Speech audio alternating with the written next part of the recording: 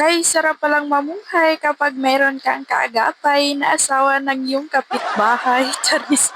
Joke lang yun na. At may anak kang nakasubaybay sa gawain ng kanyang tatay. So ayun na nga, dahil sira na itong ating mesa na iniwan pa sa atin ng ating co-teacher na umalis na at umuwi na sa kanila. So ayan, ipa-repair ko muna sa aking asawa. At hindi nyo lang alam kung paano ko siya inaram-araman hanggat ako ay mapagbigyan na isla na nga itong aking mesa na abaw puro na agay-ay.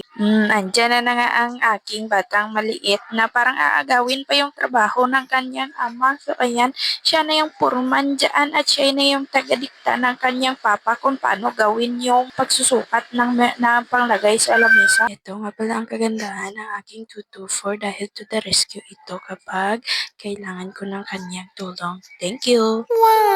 Ayan at done na. Matagal-tagal na naman itong gamitan. Tingin ko aabot ito ng 2050. Charis.